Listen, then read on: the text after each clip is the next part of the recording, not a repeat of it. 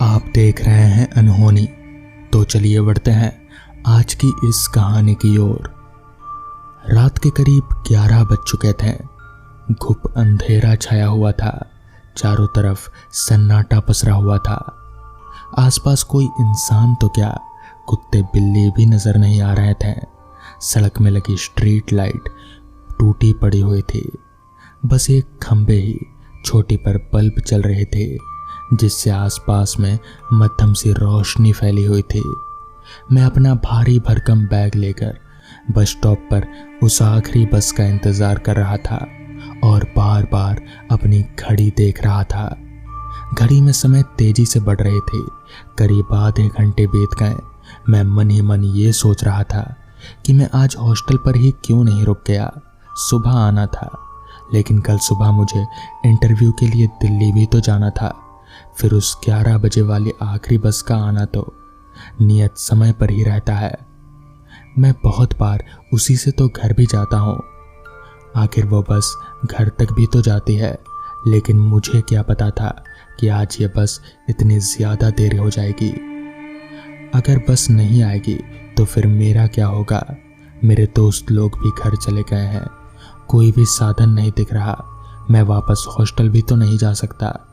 यहाँ से 20 किलोमीटर की दूरी पर है और ना ही घर जा सकता हूँ। सर्दी का मौसम है, लेकिन अब मैं क्या करूँगा अगर नहीं आया तो। ऐसा सोचकर मेरे पसीने छूटने लगे। तभी दूर से बस की हॉर्न सुनाई देने लगी और उनकी लाइट भी दिखने लगी। मेरी जान में जान आई। मैंने अपना सामान उठाया और सड़क के बीच आ गया। बस धीरे धीरे पास आ रही थी। पास आने पर मैंने अपना हाथ हिलाकर बस रोकने के लिए इशारा किया। ड्राइवर ने शायद ठंडी हवा के कारण अपने मुंह पर कपड़ा बांध रखा था। बस में एक भी सवारी नहीं थी और ना ही कोई कंडक्टर था, जबकि आमतौर पर कंडक्टर भी होता है। बस पूरी तरह से खाली थी। धीरे धीरे बस मेरे ठीक सीपने आकर रुकी। मैंने घसीटकर अपना सामान बस में चढ़ाया और चलो कहकर ड्राइवर को आवाज़ लगाई। बस स्टैंड से मेरे गांव की दूरी 40 किलोमीटर थी, जिसे आसानी से 1.5 घंटों में पहुंचा जा सकता था। मैंने अपना बैग अगले सीट पर रख और खिड़की पर सिर टिकाकर आंखें बंद कर लिया। बस तेजी से चली जा रही थी।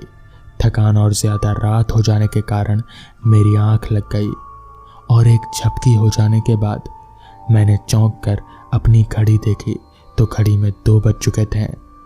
मेरी आंखों को यकीन नहीं हुआ। ये घड़ी बिगड़ गई क्या? क्या सचमुच में 2 बज चुके हैं?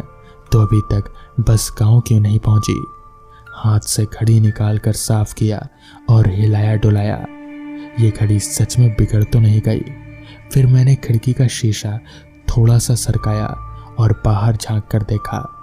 बाहर देखकर मुझे बहुत आश्चर्य हुआ। बस एक पहाड़ की ऊंचाई से नीचे उतर रहे थे। ये कहाँ आ गया हूँ मैं? ऐसा कोई रास्ता तो मेरे गांव तक जाता ही नहीं है। ये कैसी जगह है? मैं अपनी जगह से उठकर जोर से चिल्लाया, भैया भैया, ये कौन सी जगह है? गाड़ी रोको। कौन से रास्ते से आप मुझे ले जा रहे हो? अभी रामपुर नहीं आया क्या? ड्राइवर ने कोई जवाब नहीं दिया और गाड़ी की रफ्तार और ज़्यादा बढ़ा दी। इस बार मैं और भी ज़ोर से चिल्लाया, अरे भैया गाड़ी रोको, मुझे रामपुर जाना है। ये कहाँ लेकर जा रहे हो आप? गाड़ी रोको। मैं जल्दी जल्दी ड्राइवर के पास गया और ज़ोर से चिल्लाया। वो ड्राइवर ना कुछ बोल रहा था और ना ही मुड़कर देख रहा था और गाड़ी बहुत ही तेज़ी से आगे बढ़ रही थी। अब मुझसे रहा नहीं गया। मैंने उसके कंधे को छूकर हिलाते हुए कहा, ड्राइवर भैया गाड़ी रोको, कहाँ जा रहे हैं हम?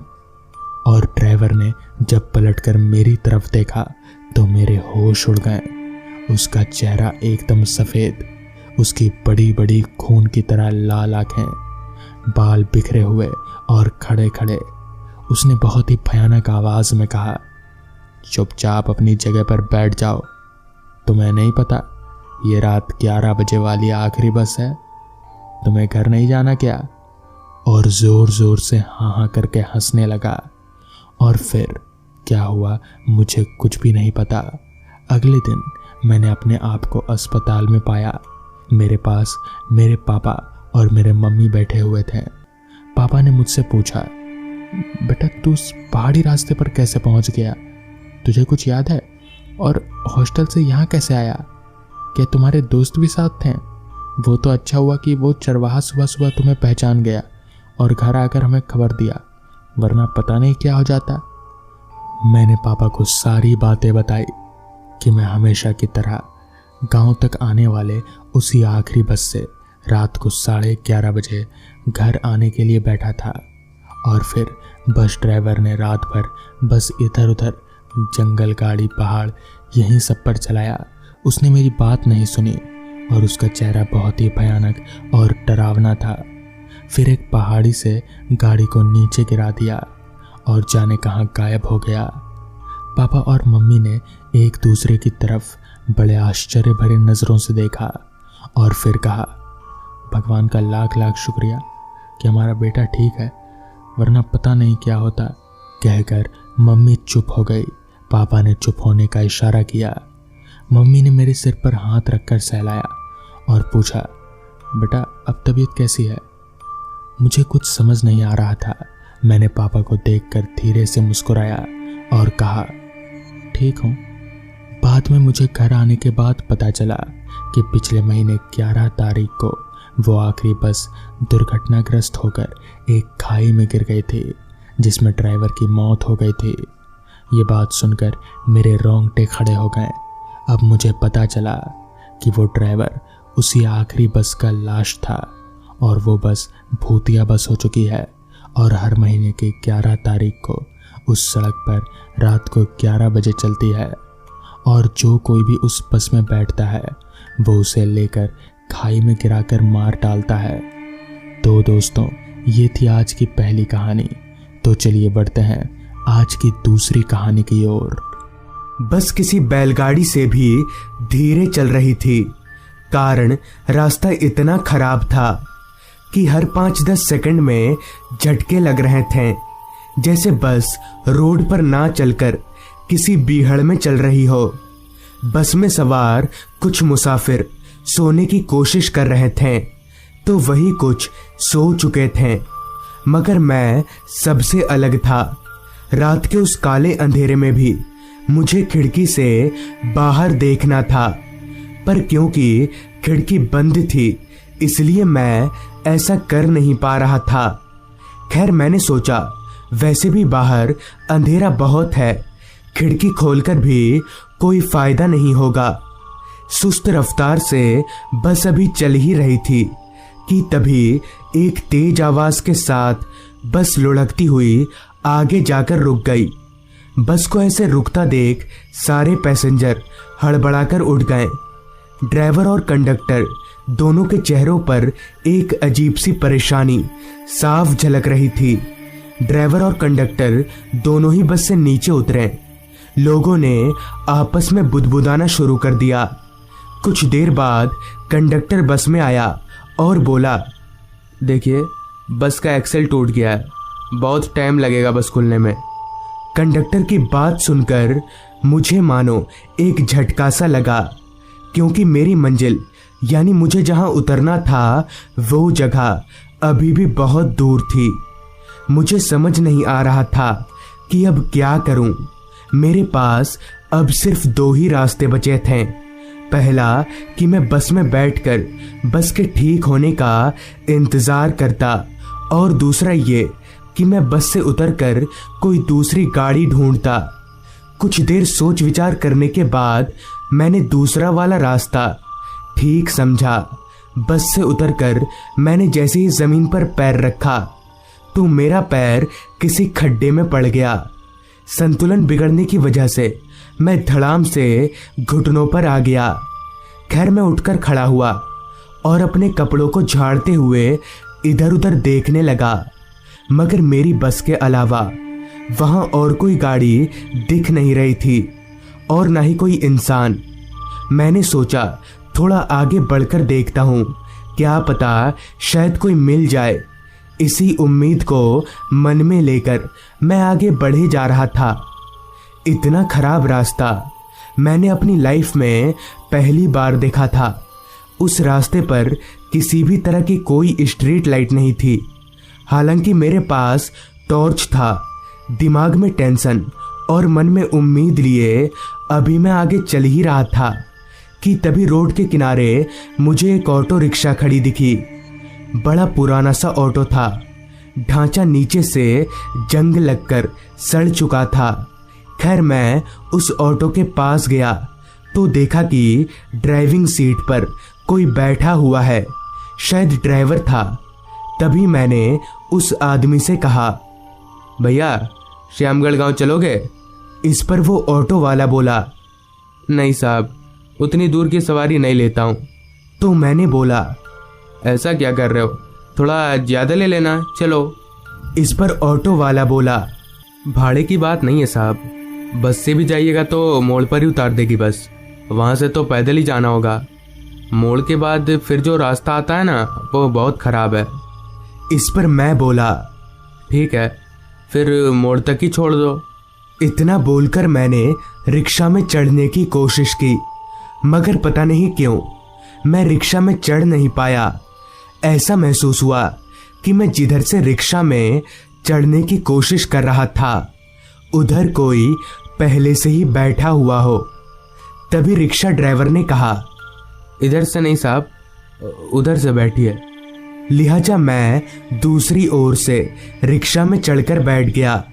ड्राइवर ने रिक्शा स्टार्ट किया और आगे बढ़ा लिया।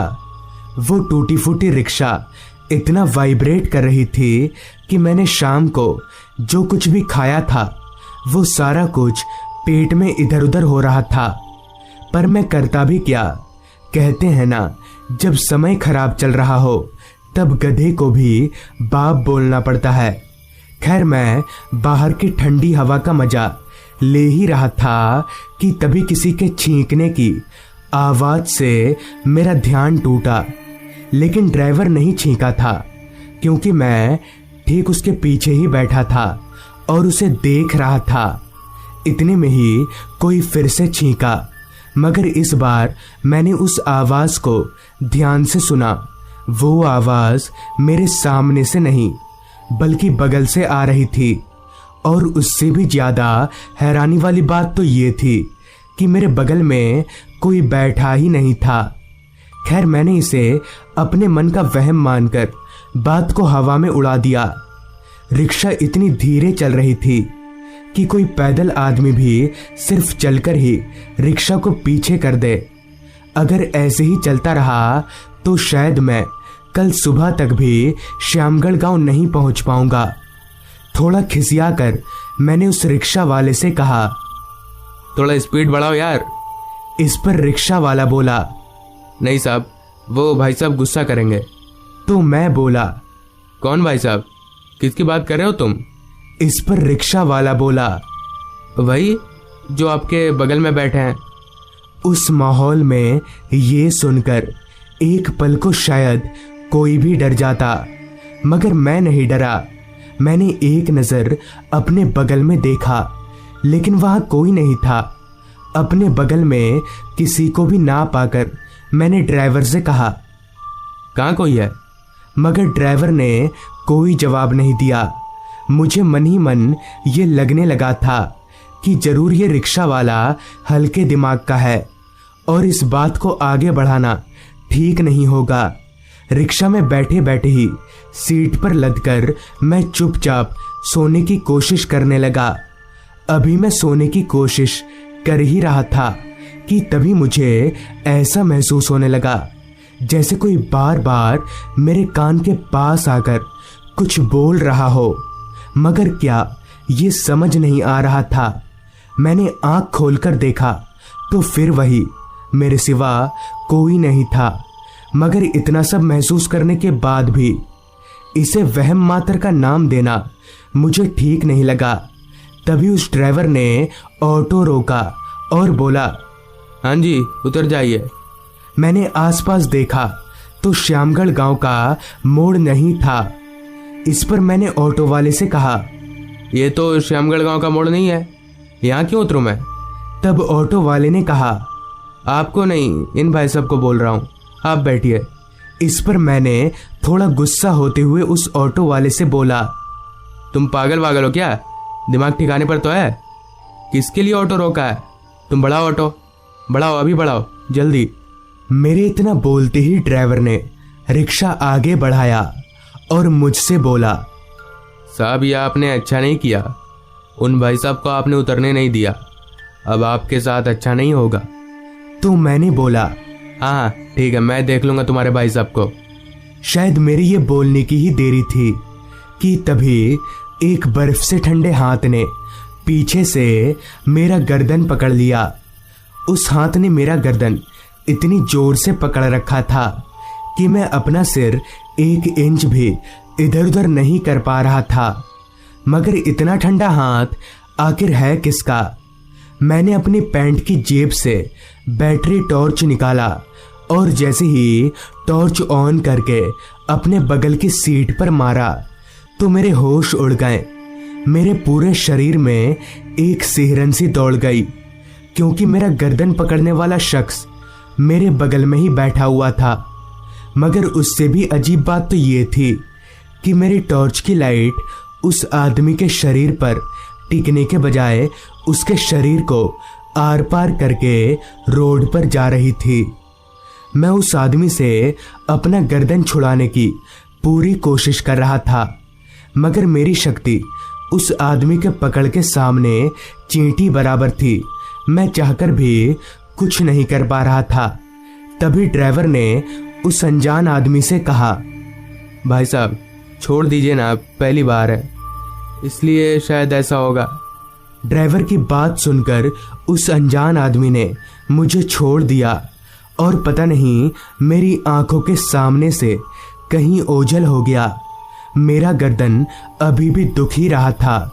इतने में ही उस ऑटो ड्राइवर ने बोला, देखा साहब, कहा था ना आपके साथ अच्छा नहीं होगा। तो इस पर मैंने बोला, पर वो था कौन और ऐसे गायब कैसे हो गया? तब ऑटो ड्राइवर ने बताया, साहब वो क्या है कि मेरी गाड़ी में जिंदा इंसान से ज़्यादा लाशें बैठती हैं। मतलब मैं हॉस्पिटल से या कहीं से भी लाश ले आने का काम करता हूँ, और उन्हीं लाशों की आत्मा रात में मेरी ऑटो में चढ़कर बैठ जाती है।